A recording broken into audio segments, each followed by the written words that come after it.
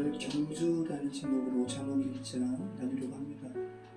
자, 경주라는 제목으로 저는 잠언 1장의 타이틀을 삼게 될 줄은 몰랐어요. 오늘 새벽에 결정되었습니다.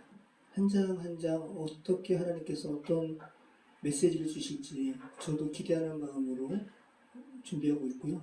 여러분들도 좀 기대하는 마음으로 우리 잠언 말씀 나눴으면 좋겠습니다.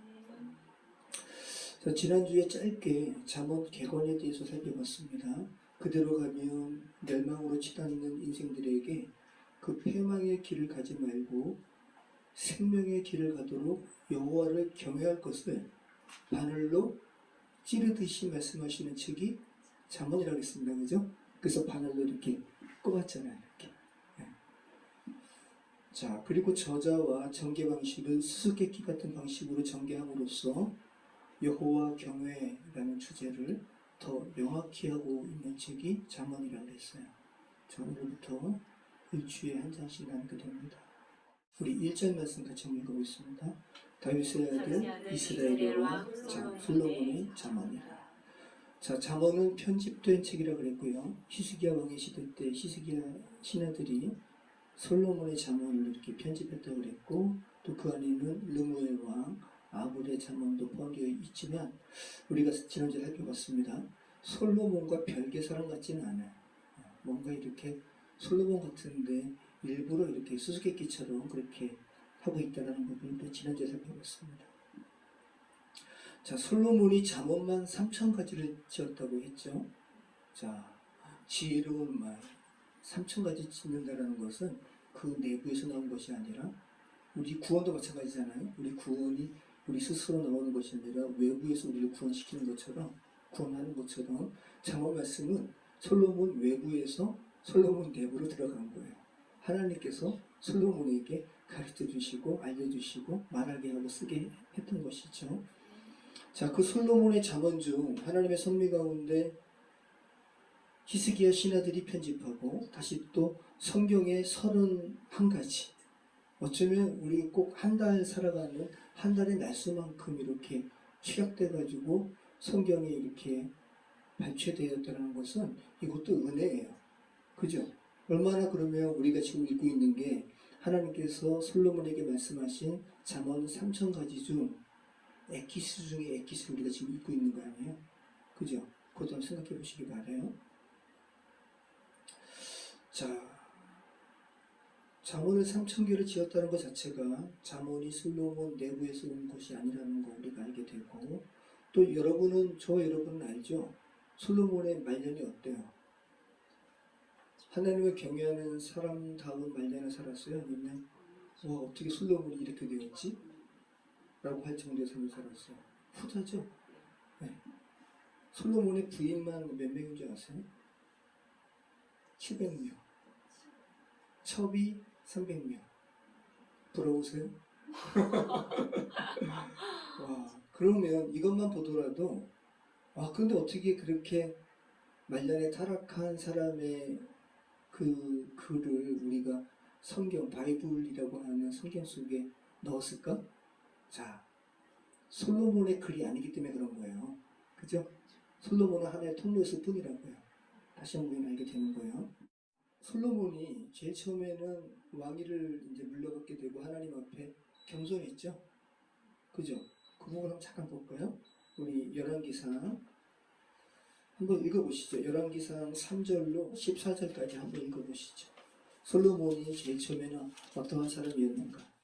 이에 왕이 제사하러 기본으로 가니 거기는 상당히 큼이라 솔로몬이 그 제단에 2,000번제를 드렸더니 기본에서 밤에 여호와께서 솔로몬의 꿈에 나타나시니라. 하나님이 이르시되 내가 내게 무엇을 줄고 너를 구하라.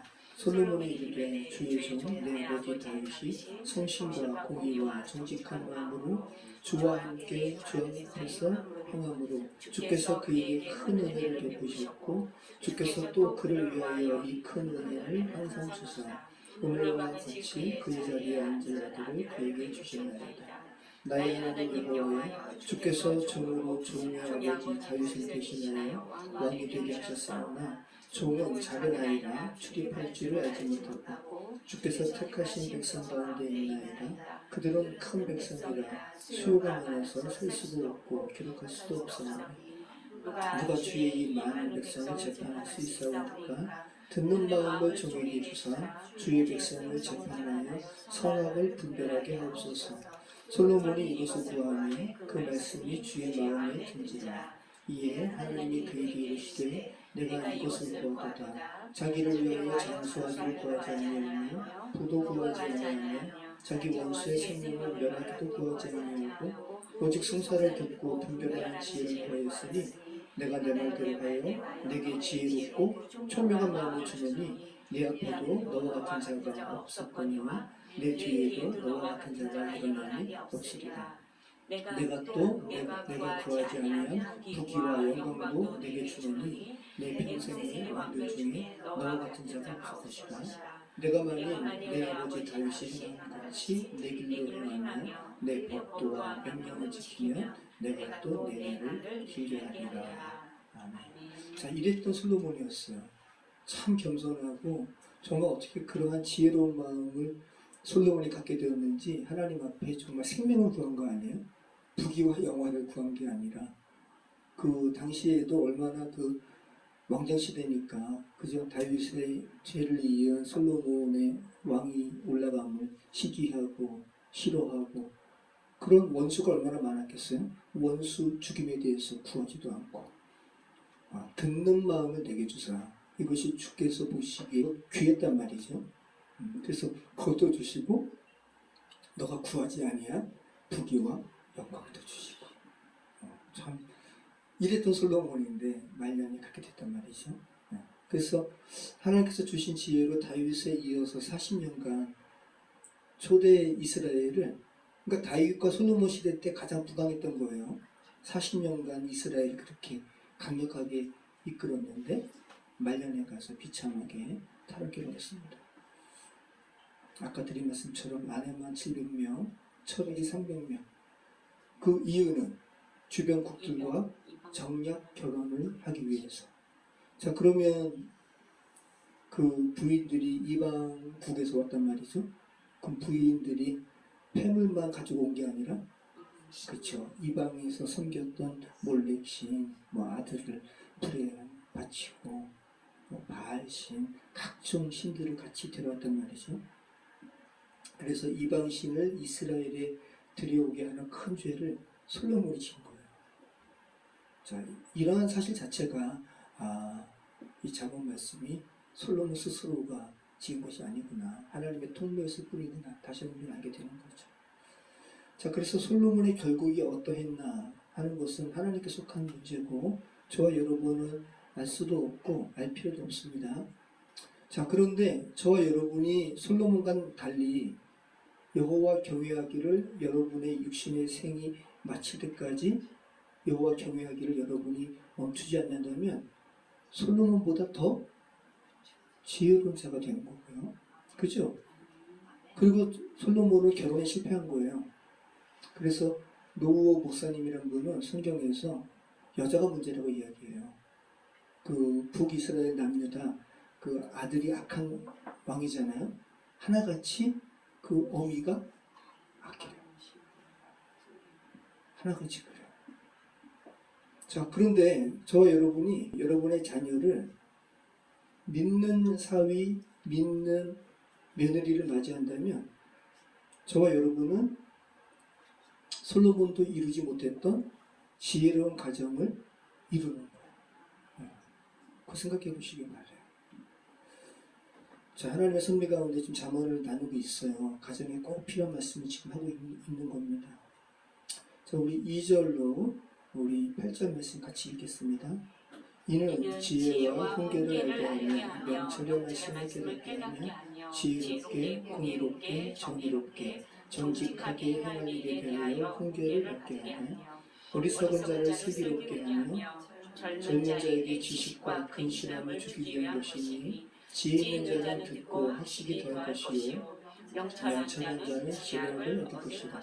정언과 비유와 지혜 있는 자의 말과 그 오묘한 말을 깨달으리라. 여호와를 경외하는 것이 지식의 근본이거늘 미련한 자는 지혜와 훈계를 멸시하느니라. 내 아들아, 내 아비의 훈계를 들으며 내 어미의 법을 떠나지 말라. 이는 내 머리에 아름다운 관이요 내 목에 금사슬이니라. 자, 2절부터 5절까지는 하나님께서 사람들에게 잠언을 주신 목적을 말씀하고 있는데 그 목적이 뭐라는 거예요? 2절부터 5절까지 한마디로 하면 잠언을 읽게 되면 지혜롭게 된다는 거예요. 그것을 10가지로 세분화해서 표현하고 있어요. 여러분, 프리즘으로 이렇게 빛을 비추면 그 빛을 이렇게 투과시키면 빛이 빨전옥초, 파남보 그 7가지 빛으로 색깔로 이렇게 드러나잖아요. 지혜도 마찬가지라는 거죠. 잠언을 읽게 되면 지혜와 훈계를 알게 되는데 라고 하면서 10가지에 대해서 이야기하는 거예요. 자, 먼저 지혜와 훈계를 알게 하며 라고 하잖아요. 지혜와 훈계가 지금 쌍을 이루고 있잖아요. 그래서 지혜와 훈계가 쌍으로 이렇게 같이 나올 때는 지혜를 얻기 위해서는 자신을 훈계라는 가르침에 복종시켜야 된다는 거예요. 네. 지금 젊은 아이도 훈계 받으려고 하지 않잖아요. 그죠? 그런데 훈계를 기꺼이 받으려고 할 때 지혜롭게 된다는 겁니다. 물론 그 훈계는 바람직한 여호와를 신앙하는 부모의 훈계죠. 네. 자, 1차적으로는 믿음의 부모의 훈계지만 7절 말씀에 보면 이 훈계는 하나님께로부터 나와요. 7절 말씀 보면 여호와를 경외하는 것이 지식의 근본이거든요. 여호와를 경외할 때 지혜롭게 된다는 거예요. 미련한 자는 지혜와 훈계를 멸시한다고 이렇게 말씀하고 있죠. 자, 그럼 명철은 뭘까요? 성경에서 말하는 이 잠언에서 말하는 명철은 선택의 기로에 있을 때 우리가 얼마나 지금 신앙인으로서 인생을 살아가면서 여러 가지 선택의 기로가 있어요. 그 선택의 기로에 있을 때 우리가 잠언을 읽게 되면 주님께서 명철을 주시는데 하나님께서 기뻐하시는 것을 선택할 수 있다는 것. 이것이 명철이에요. 안개같이 뿌연 상태에서 본질을 명확하게 꿰뚫을 수 있는 이 명철을 우리가 잠언을 읽게 되면 주님께서 주신다는 거예요. 우리 사전에서 보면 어리석은 자가 또 나오잖아요. 어리석은 자를 슬기롭게 하며, 이 어리석은 자라는 것은 그냥 단순히 지식이 부족한 사람을 말하는 게 아니라 정말 하나님의 사람으로서 합당한 교육과 훈련을 받지 못해서 마땅한 교육과 훈련을 받지 못하니까 어리석은 행동을 하는 거예요. 그리고 자기가 뭐가 잘못된지 그조차도 알지 못하는 사람, 이런 사람들을 어리석은 자라고 이야기하고 있어요. 그래서 어리석은 자와 젊은 사람을 묶어서 이야기하잖아요. 그죠? 쌍으로 이야기하잖아요. 어리석은 자를 슬기롭게 하며 젊은 자에게 지식과 근신함을 주기 위한 것. 잠언을 알게 하는 것은, 그래서 여기서 젊은 사람은 나이와 상관없이 지혜 있는 자가 되지 못한 자를 말해요. 자, 잠언의 말씀이 이렇게 유익함을 준다는 거예요. 여러분이 사회생활을 하시잖아요. 그래서 여러분의 상사도 그렇고 다양한 사람들을 보는데 저 사람이 지혜로운 사람인가 지혜롭지 못한 사람인가를 분별할 수 있는 말씀이 3절 말씀인데, 잠언 말씀을 통해서 그러니까 여호와를 경외함으로 지혜롭게 된 사람은 어떠한 행동의 특성을 가지고 있냐 하면 그의 삶의 목적에 공의로운 것을 추구한다는 거고 정의로운 것을 추구한다는 것이고 그리고 정직하게 행한다는 거예요. 요게 하나님을 경외하는 사람, 또 주님께서 주셔서 지혜로운 사람의 특성이라는 거예요. 그래서 여러분이 보시면서 저 사람이 공의를 외쳐요. 정의를 외쳐요. 그런데 정직하진 않아요. 본다면 그러면 그분이 추진하고 있는 일들이 과연 이렇게 순전한가, 뭔가 이렇게 그런 걸 우리가 분별할 수 있다는 거예요. 지혜로운 사람이 삶에서 추구하는 것 3가지가 뭐라고요? 공의, 정의, 정직한 삶.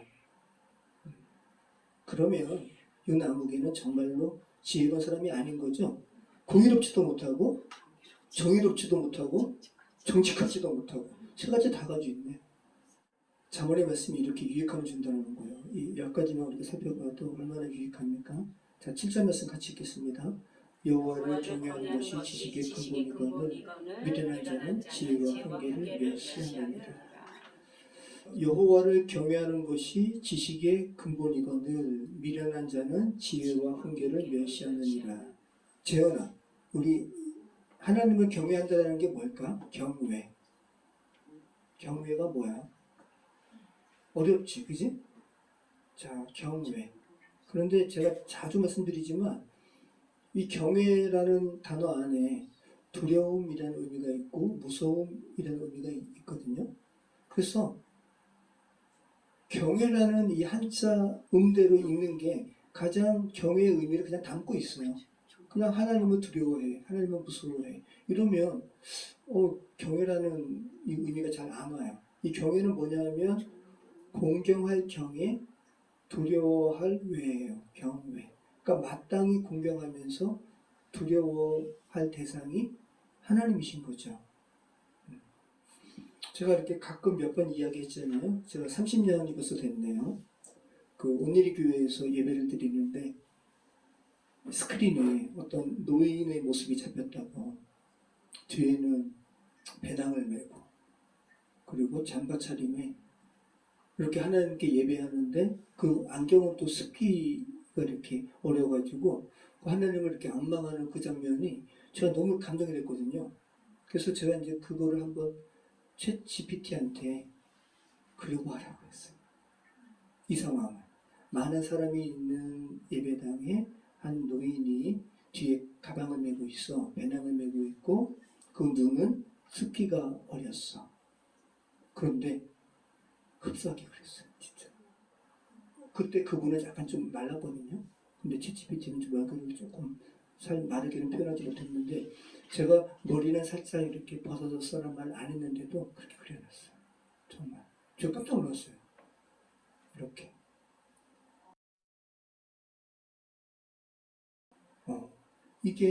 이거 봐봐, 재훈아. GPT 참 똑똑해. 너무 놀랍죠? 이게 스크린에다 잡히는데, 제가 너무 감명받았거든요, 그때. 꼭 삶을 이렇게 나그네처럼 이렇게 살다가 창조주 하나님께 와서 이렇게 영광 돌리는 모습이잖아요. 너무 감동스러웠어요. 지금도 막 감정이 막 그때 그 느낌으로 돌아오네. 근데 스크린이 이제 가로니까 또 이렇게, 그러니까 또 이렇게.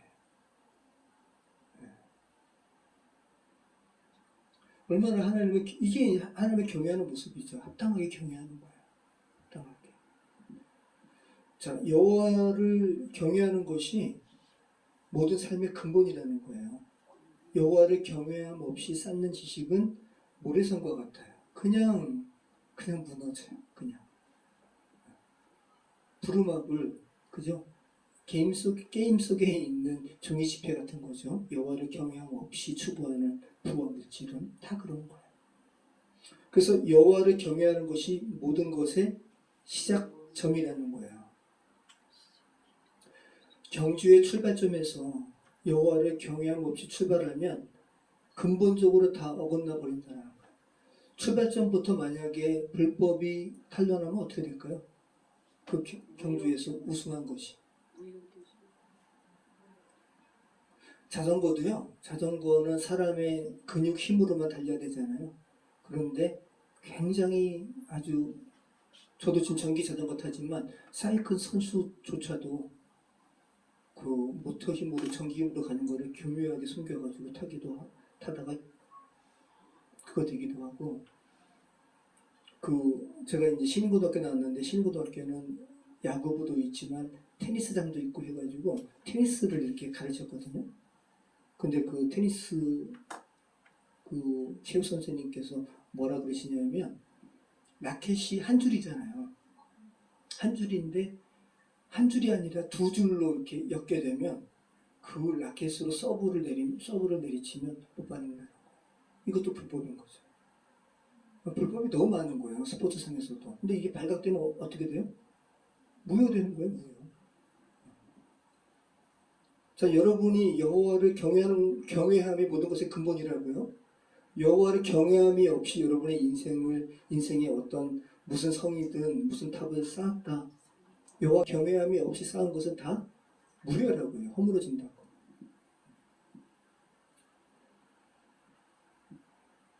여러분이 잠언 2절에 2절에서 5절에 우리가 살펴본 거, 그죠? 지혜롭게, 공의롭게, 정의롭게, 정직하게 행할 일, 또 어리석은 자를 슬기롭게 하고, 그죠? 젊은 자에게 지식과 근신함을 얻고, 또 명철한 자는 지략을 얻을 것이다. 이런 부분을 여러분이 얻기를 원하시죠? 여러분의 자녀가 얻기를 원하시죠? 그러면 여호와를 경외함부터 여러분이 그렇게 이끄셔야 돼요. 가르치셔야 돼요. 그럴 때 여러분도 그렇고 여러분의 자녀들이 이런 부분들을 얻게 되는 겁니다.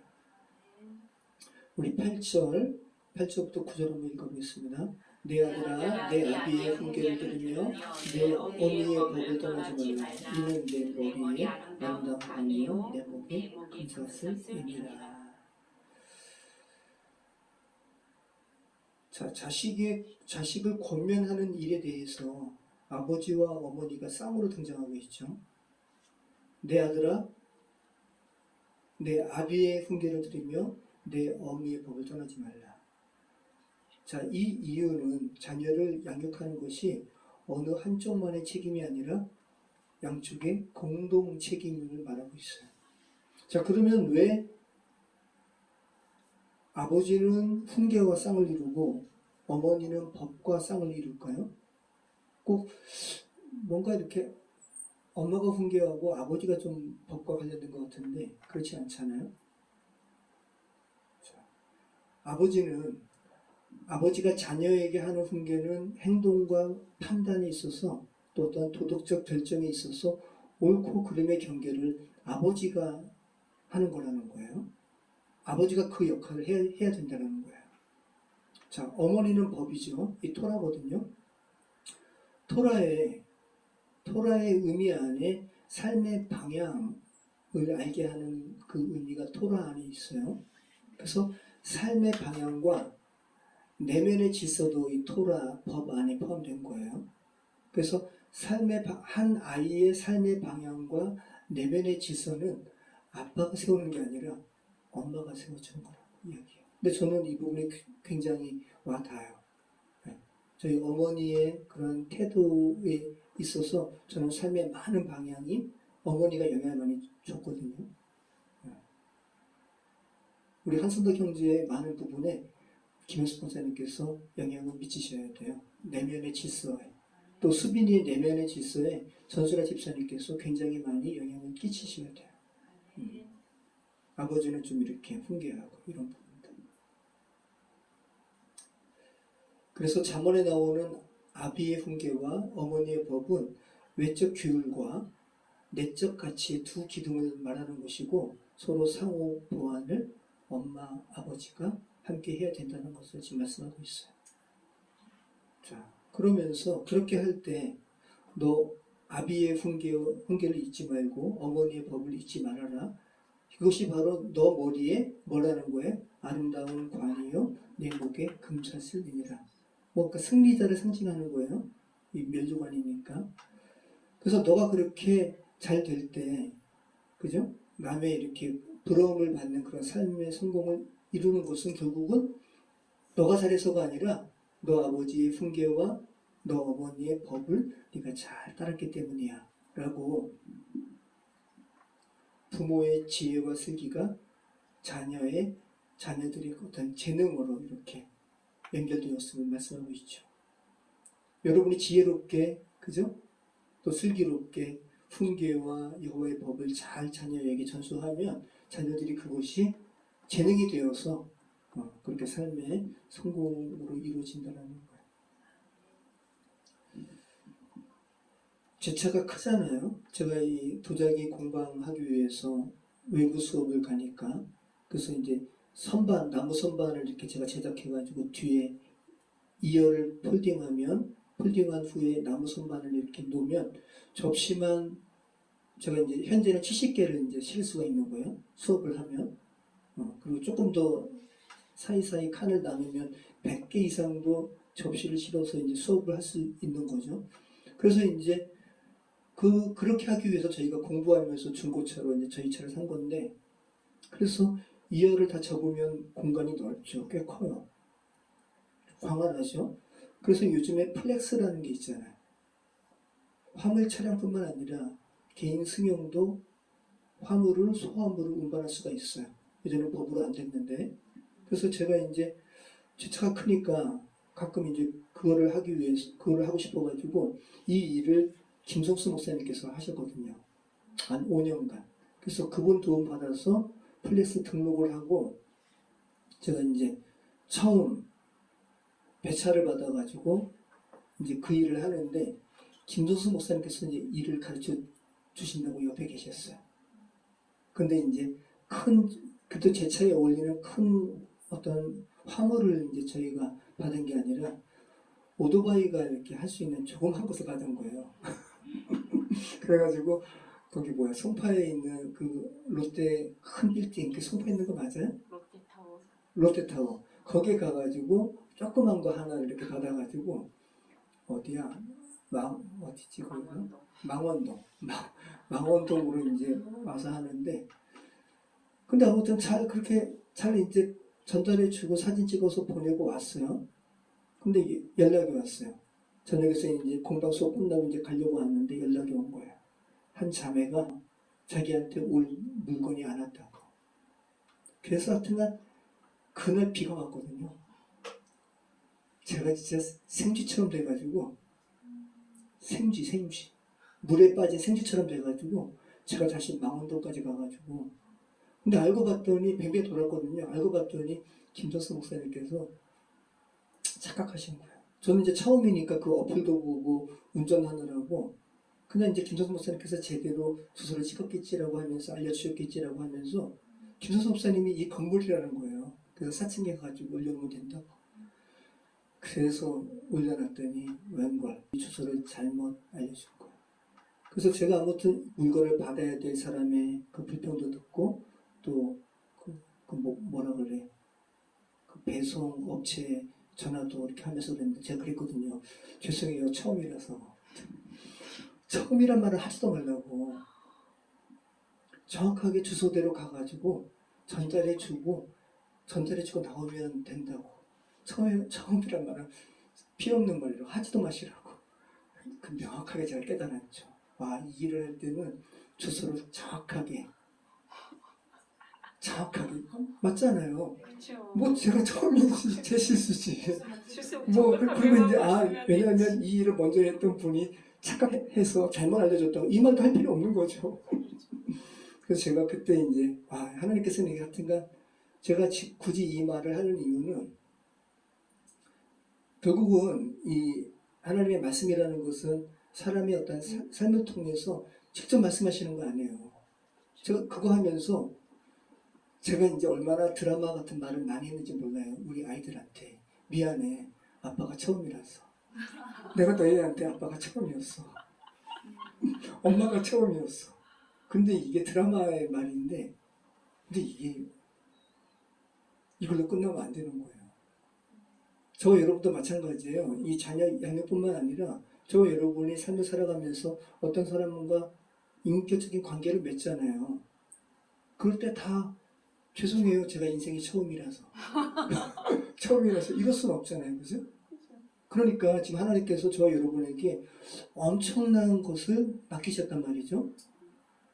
여호와를 경외하는 거. 여호와를 경외하는 이 부분을 여러분의 자녀에게 정확하게 배송해야 돼요. 죄송해요. 처음이라서. 여러분의 자녀뿐만 아니라 여러분의 이웃에게 죄송해요. 제가 인생의 처음이라서. 이 핑계가 하나님 앞에는 허용이 안 된다고요. 어떻게 보면 물건 배송 잘못한 것보다 더 큰 거니까. 근데 우리가 정말 인생이 처음이기 때문에 실수할 수 있죠. 그리고 실수할 수밖에 없어요. 그런데 하나님의 법에 비추어 봤을 때 이것이 잘못된 것이구나라는 것을 알게 되면 최대한 그 실수를 만회하려고 노력하셔야 돼요. 그리고 주님께서 그것을 보신다고요. 그냥 어쩔 수 없지 뭐 라고 하는 것은 그 뭐예요? 전도에 나왔다. 밀양의 그 살인범과 똑같은 거죠. 제가 가끔 이야기하지만 우리가 삶을 살아가면서 얼마나 자신의 부모에게 또 자신이 살아왔던 환경에 영향받았던 것을 하나님 앞에서 그걸 그렇게 극복하지 못하고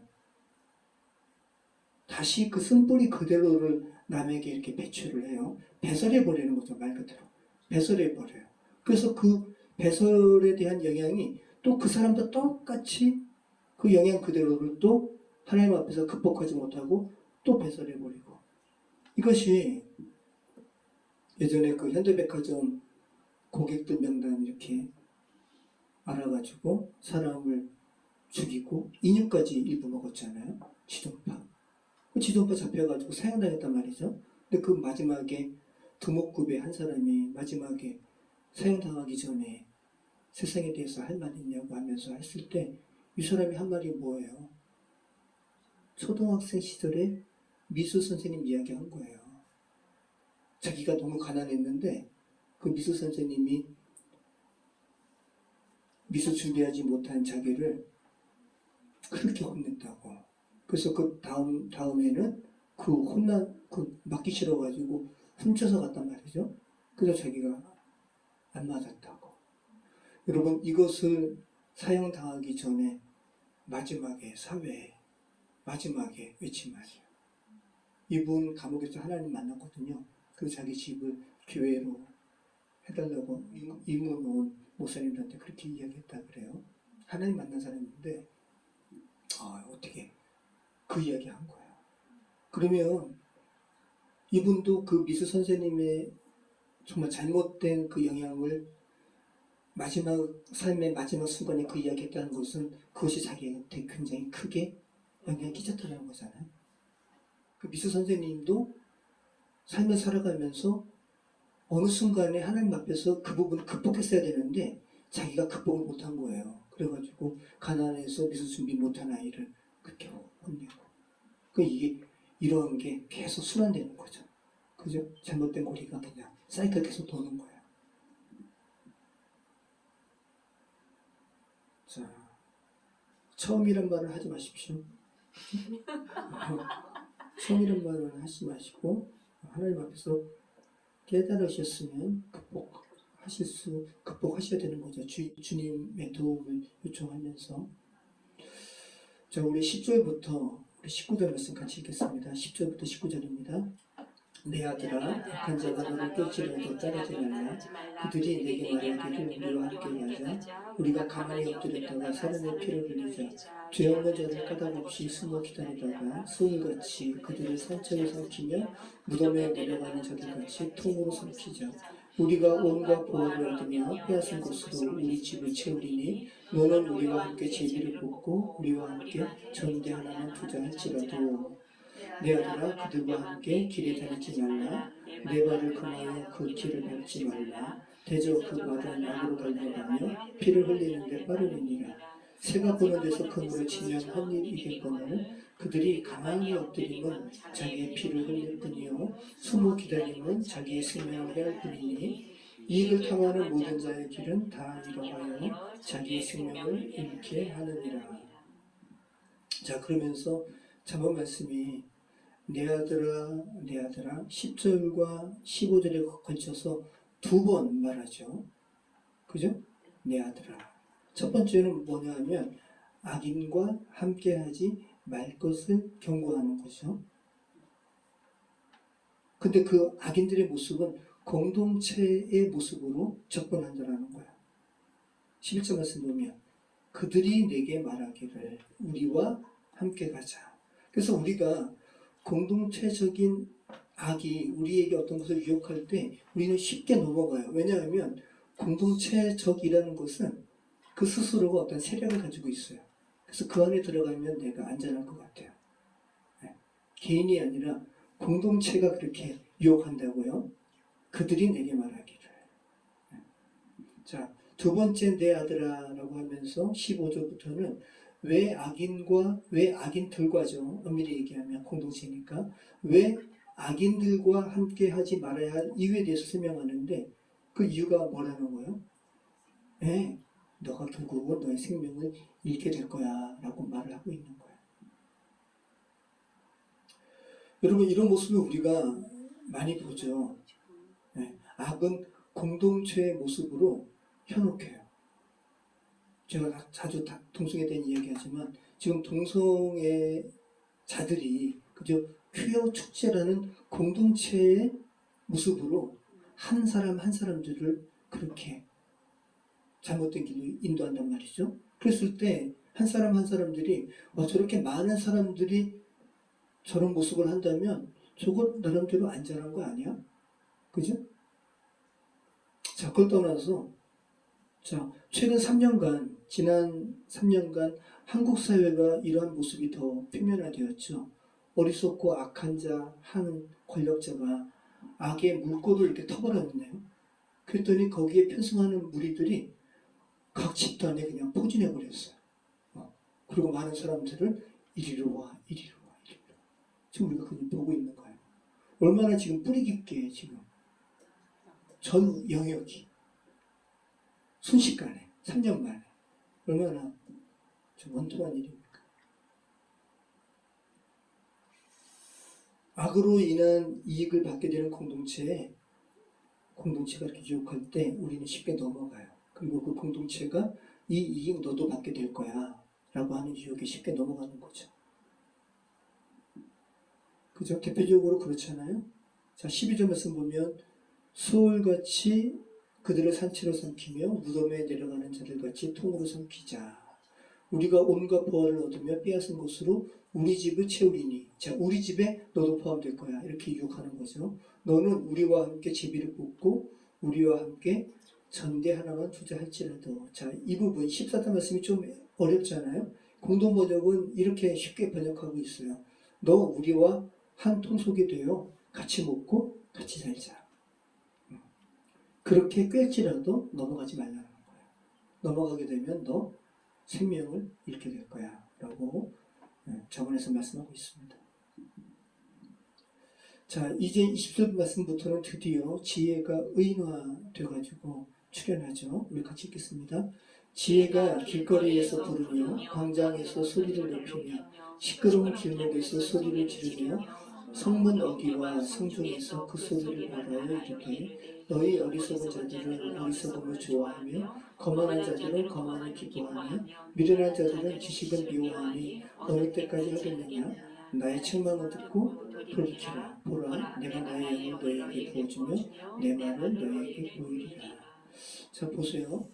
지혜가 이제 의인화되어서 사람처럼 처음 등장하고 있습니다. 궁극적으로 그리스도이시기도 합니다.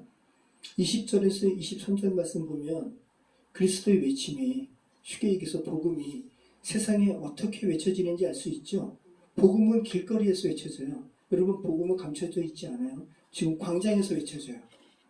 얼마나 시끄럽게 외쳐지는지 몰라요.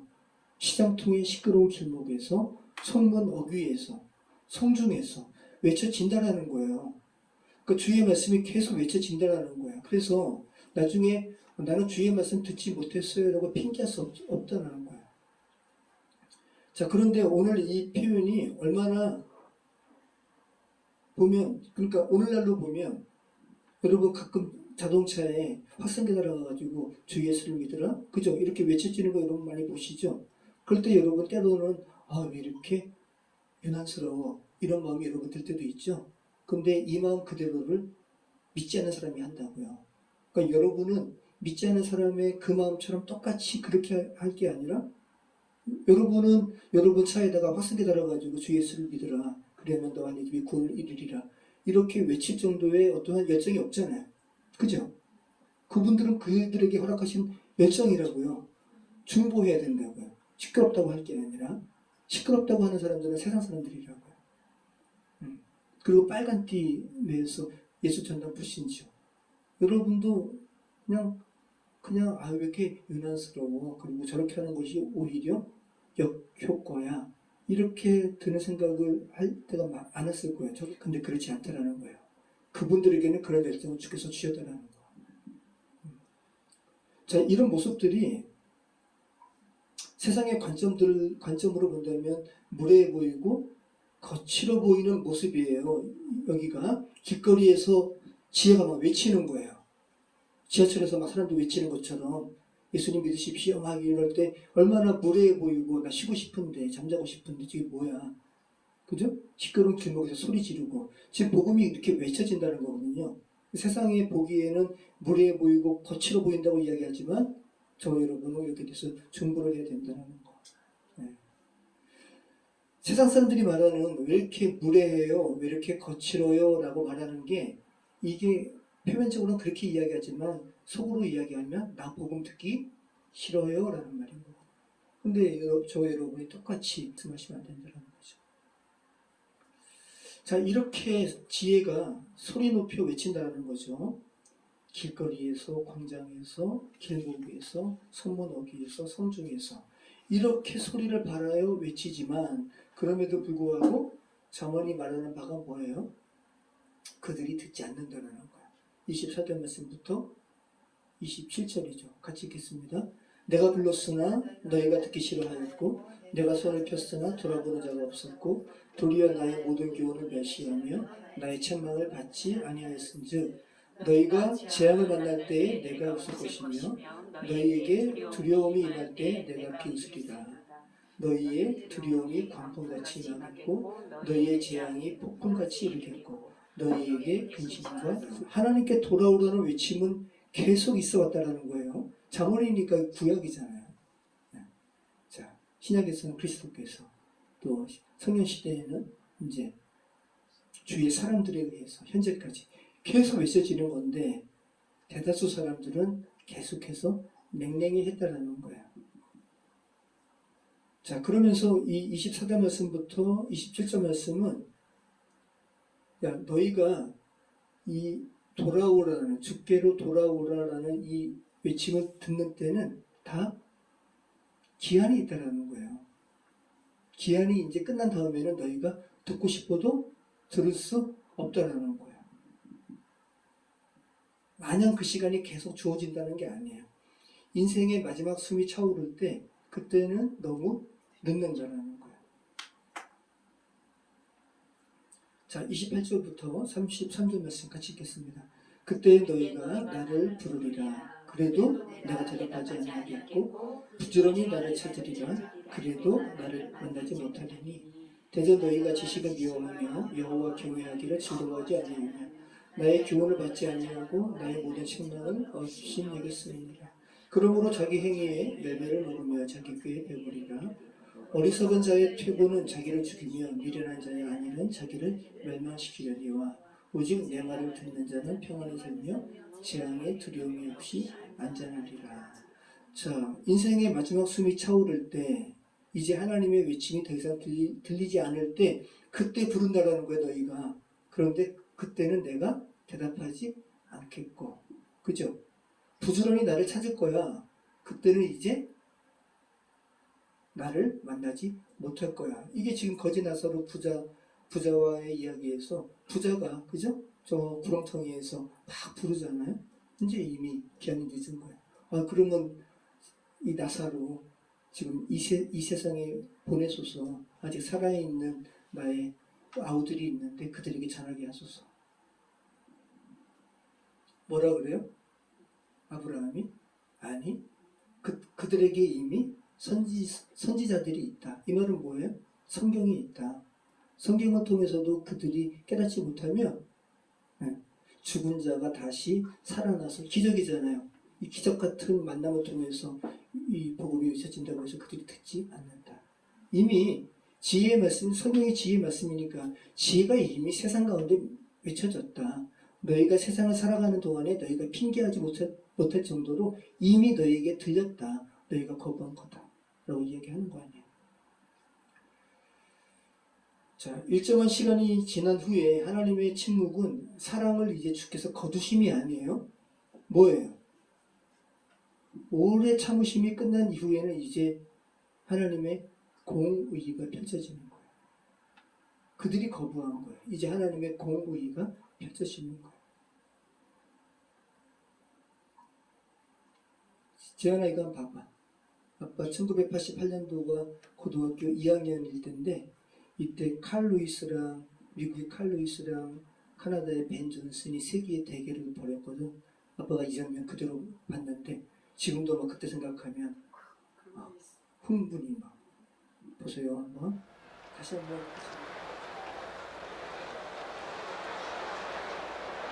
남자 100m 결승 경기가 트랙에서 실시되겠습니다.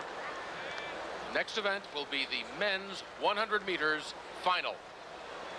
La prochaine épreuve, le 100 mètres messieurs finale. 세계에서 가장 빠른 사람은 누구인가? 천재의 종목 100m. 3번 레인 미국의 칼 루이스, 6번 레인 캐나다의 벤 존슨. 칼 루이스는 50m 이후 뻗어나가는 힘이 강하고 벤 존슨은 하이테크 트레이닝으로 제작된 스프린터다. 차렷.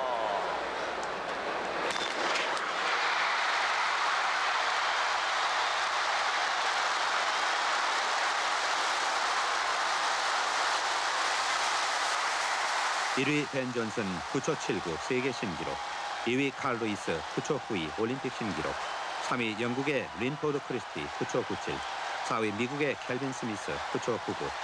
기록은 깨지기 위해 있는 것. 20세기 안에 9초 80의 벽을 깨는 것은 불가능하다는 견해를 벤 존슨은 짓밟아 버렸다.